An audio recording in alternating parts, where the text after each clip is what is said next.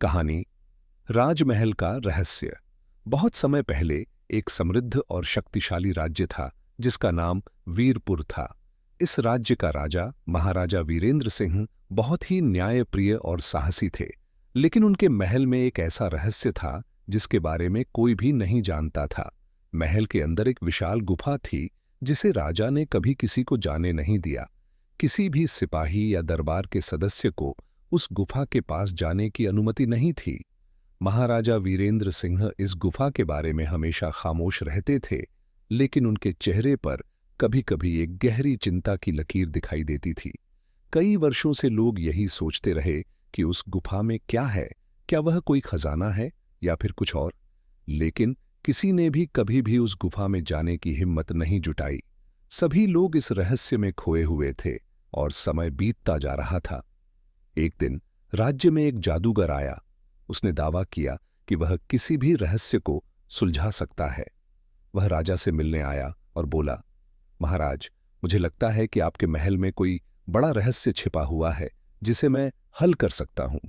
राजा ने उसे देखते हुए कहा, तुम्हें मेरी गुफा में प्रवेश की अनुमति नहीं है। लेकिन जादूगर के चेहरे पर एक मुस्कान थी। उसने कहा, महाराज, क्या आप चाहते हैं कि यह रहस्य हमेशा के लिए छिपा रहे? क्या आप नहीं चाहते कि राज्य में शांति और संतोष बने? राजा ने उसकी बातें सुनी और कुछ सोचते हुए कहा, ठीक है, लेकिन तुम अकेले जाओ और सिर्फ एक बार गुफा में प्रवेश करो। यदि तुम सचमुच कुछ पा सको तो बताना। जादूगर ने महल की ओर बढ़ते हुए गुफा में प्रवेश किया। अंदर की हवा में एक गहरी खामोशी थी। जैसे ही उसने कदम रखा, गुफा की दीवारें एक रहस्यमय रोशनी से चमक उठीं। वह धीरे धीरे अंदर बढ़ा और अचानक उसकी नजर एक पुरानी किताब पर पड़ी जो गुफा के केंद्र में रखी थी। जैसे ही उसने उस किताब को छुआ, उसकी आंखों के सामने एक रहस्यमय दृश्य उभर आया। दृश्य में महाराजा वीरेंद्र सिंह युवा थे और उन्हें एक अजीब शक्ति मिली थी। किताब के अनुसार वह शक्ति एक दिन राज्य को नष्ट कर सकती थी।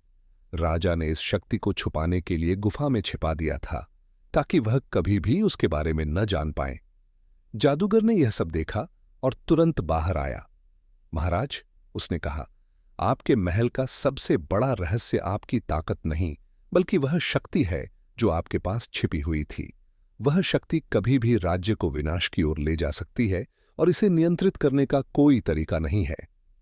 राजा ने उसकी बातों को सुना और गहरी सोच में डूब गए। उन्होंने वह किताब जादूगर से ली और उसे सावधानी से महल की सबसे गहरे तहखाने में बंद कर दिया।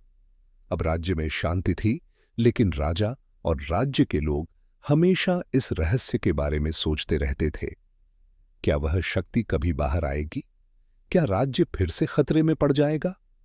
यह सवाल हमेशा हवा में लटके रहते थे और वीरपुर के लोग एक अजीब सी चुप्पी के साथ अपनी जिंदगी जीते रहे थे।